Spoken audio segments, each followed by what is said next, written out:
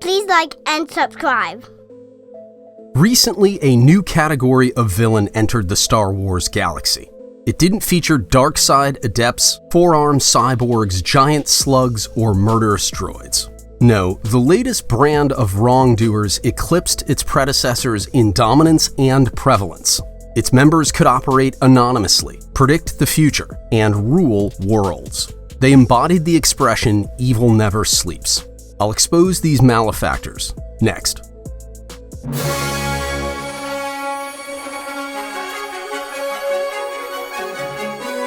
Welcome to Galactic Initiative. I'm your host, Jeff. Your worst nightmares didn't prepare you for the new countenance of evil in Star Wars. You've rarely contemplated a threat so insidious and widespread. Its most frightening aspect is its realism, or perhaps I should say authenticity. Yes, these villains exist on our planet, and all of us have encountered them. Darth Sidious, the preeminent Sith Lord in history, recognized their sway. So for over 3 decades, he maintained an uneasy alliance with them. Who were they? What did they do? Prepare yourself for the answers. First, Sheev Palpatine, the alter ego of Darth Sidious, will point out the baddies. Heed his words. Into the bureaucrats, the true rulers of the Republic. It's true. The new category of villain was composed of bureaucrats and a certain type, analysts. I'll explain the distinction in a few minutes. What is a bureaucrat? I will use Dedra Meero and Cyril Karn as exemplars. They were main characters in Andor, the best Star Wars series to date. A bureaucrat serves a bureau or agency by appointment or employment, not election. Dedra served the Imperial Security Bureau, and Cyril served the Preox Morlana Corporation and the Imperial Bureau of Standards. Neither gained their positions through popular opinion. Both irritated peers and subordinates on a daily basis. However, despite their unpleasant demeanors, they impressed their superiors with attention to detail. Nothing is more important to bureaucrats than policies and procedures. When expedient, they will uphold immoral and/or injurious policies with immoral and/or injurious procedures. When possible, they will claw their way toward the top. When frustrated, they will blame the establishment. Such is the duplicity and irony of bureaucracies.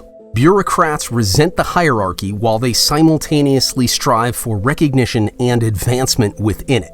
Dedra and Cyril caused irreparable harm to improve their prospects. The extent of their ruination can't be precisely quantified. Millions of innocent beings perished. Individuals like Tim Carlo, small groups like the Daughters of Ferrix, large groups like the inhabitants of Palmo, minor offenders like Marva Andor, Salman Pack, the Preox Morlana security officers, the Gorman Front. No one can list all the victims. Collateral damage, wanton destruction. Dedra showed no regard for anyone else and regularly violated the policies of her bureau. Data theft was her undoing. Cyril justified his rogue measures with virtues like lawfulness and patriotism. He led a mission to capture the fugitive Cassian Andor against explicit instructions. Often he remained blissfully unaware or righteous in the wake of his actions. Long story short, Dedra was complicit and Cyril was ignorant, but being suffered just the same. Some might say Dedra and Cyril weren't bureaucrats. Dedra was an intelligence agent, and for an unspecified period, Cyril was a corporate investigator.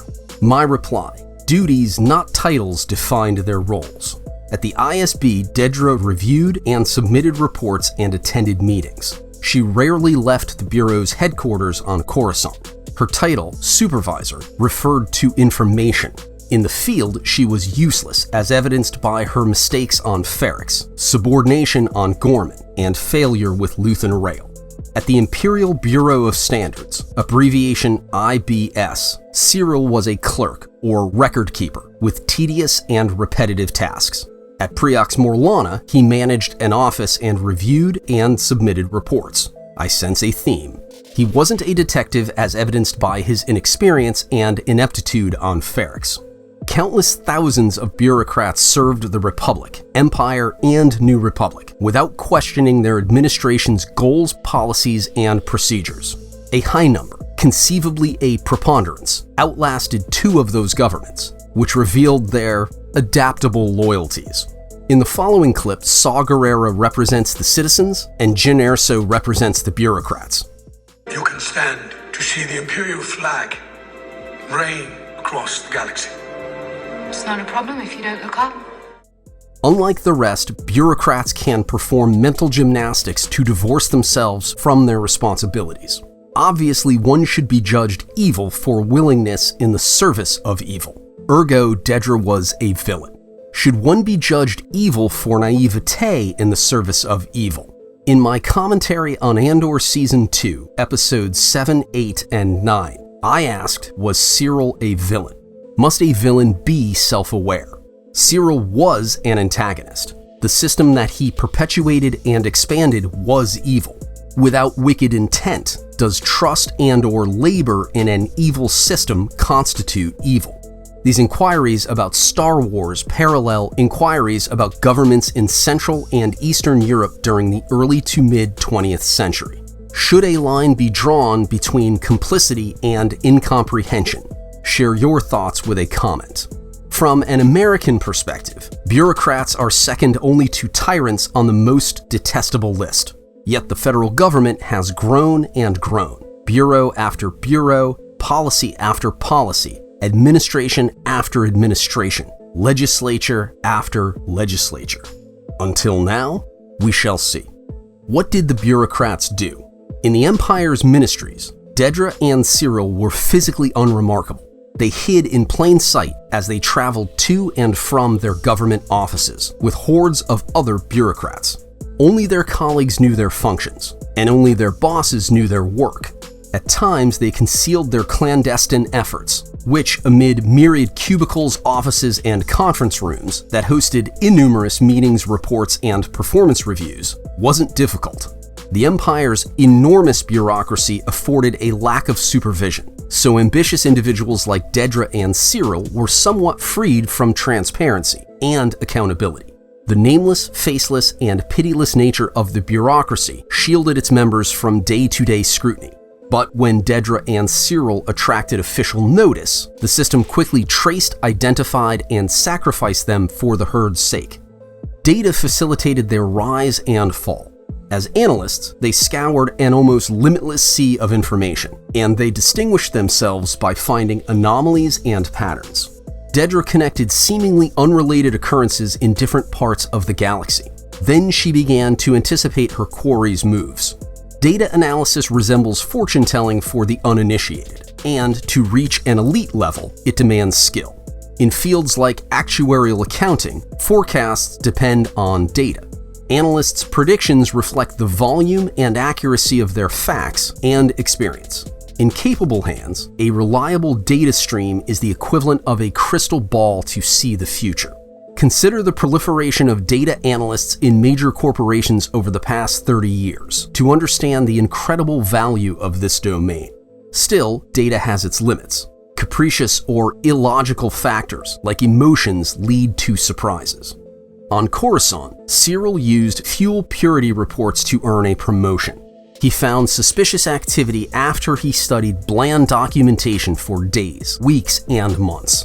On Gorman, he lost an opportunity for another promotion, and his life. He couldn't imagine an empire that would antagonize its citizens for an excuse to destroy them. The concept of law and order was so appealing that he didn't question his employer's motives. He assumed best intentions. Dedra's thirst for data motivated her to surveil her peers. When she poached the capture of a rebel spy, her intelligence was valid, but her enemy's response was startling. Rather than submit to interrogation, he attempted suicide. In this way, Dedra and Syril were very similar. Neither succeeded beyond their computer terminals, where beings made unforeseen choices that triggered chain reactions.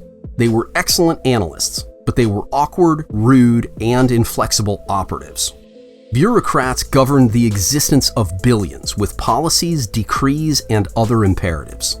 In essence, they ruled on a galactic scale. Palpatine understood their necessity and nuisance. To bring down the Republic, he stalled the Senate with their minutiae. I was not elected to watch my people suffer and die while you discuss this invasion in a committee. After he became emperor, he weaponized the inferiority complexes of bureaucrats like Dedra and Cyril to do his bidding. Their obsessiveness furthered his interests more rapidly and broadly than 10 legions of stormtroopers. Despite their middling stations, they dreamt of power that exceeded their abilities. Palpatine's Moffs and Directors pitted them against one another to assess their strengths and weaknesses. Substitutes were always available.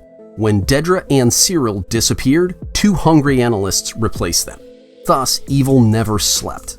Its unremarkable and controlling instruments changed, but it was always on duty, watching and listening.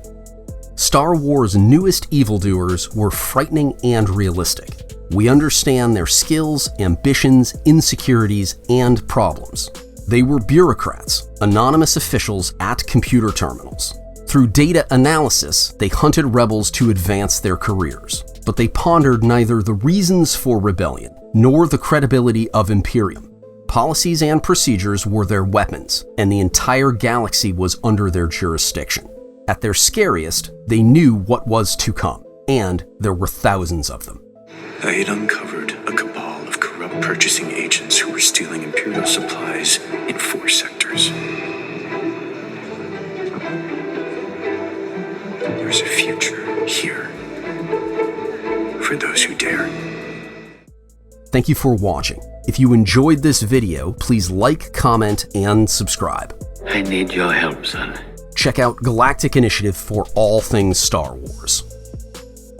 Galactic Initiative is not authorized or endorsed by Lucasfilm Limited. The name Star Wars and all related materials are registered trademarks of Lucasfilm Limited, a subsidiary of the Walt Disney Company, all rights reserved. Galactic Initiative is a registered trademark, and other product and company names are trademarks of their respective holders. Use does not imply affiliation or endorsement.